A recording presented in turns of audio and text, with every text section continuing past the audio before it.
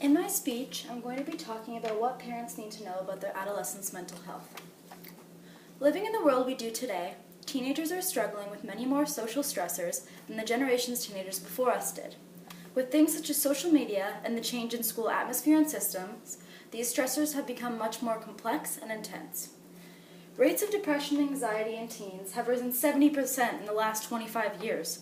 We're being gripped by a mental health crisis, and as hard as it is to hear, in many cases, parents are doing the very wrong things.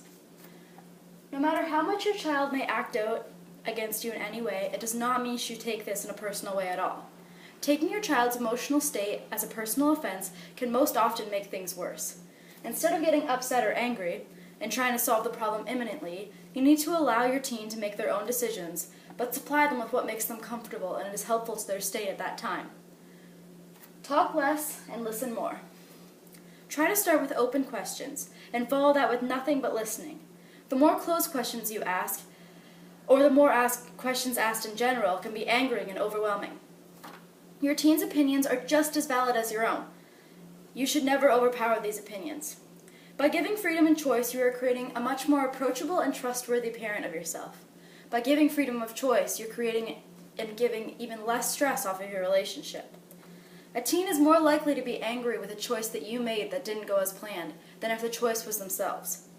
Nothing is going to go as exactly as planned, and that is okay. It is hard to watch your child grow up so fast, from a tiny baby to a hyper toddler to a teenager filled with angst. This stress is understandable. You're watching your own kid grow up and finally get to the point that they just don't need you as much anymore. And that is hard to see. It is your kid, of course. You just want to do what's best. However, parenting skills need to change as your kid gets older. It would be weird and wrong to treat your 17-year-old teenager just as you did when they were 5. Things drastically change, and they're going to keep changing. You just have to try and keep up. If you are worried for your teen's mental health, there are multiple things that can help you spot it.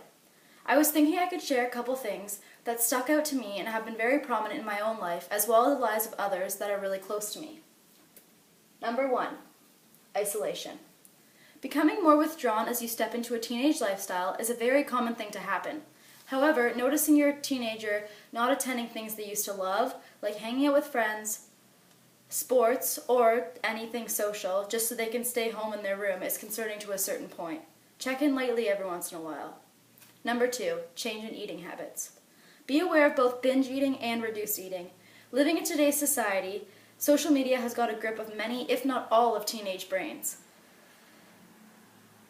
It can cause serious disordered thoughts. Small changes can be nothing, but catch them before they get out of hand, seeing as they can be very hard to reverse. Number 3, preoccupied with appearance. Again, with social media comparison commonly happening with teenagers, the preoccupation with appearance can take place and can fully take over a mental state.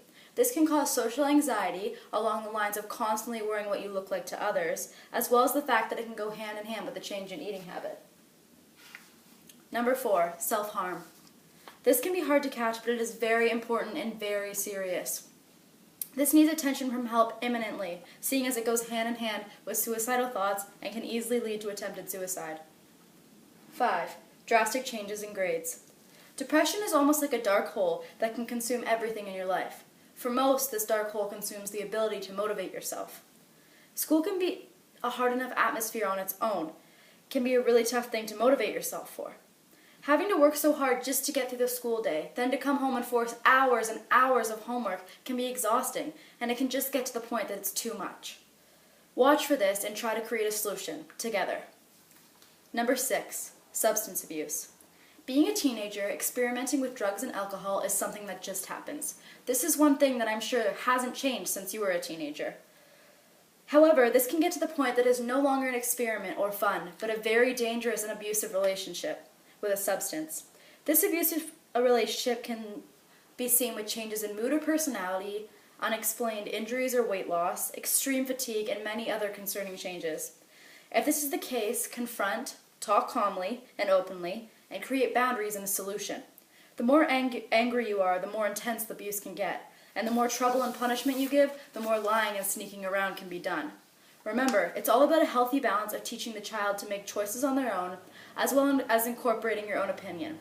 Both opinions need to be equally validated and understood. Remember, we love you with our whole being. We know you're doing your best deep down, even if we don't show it very often.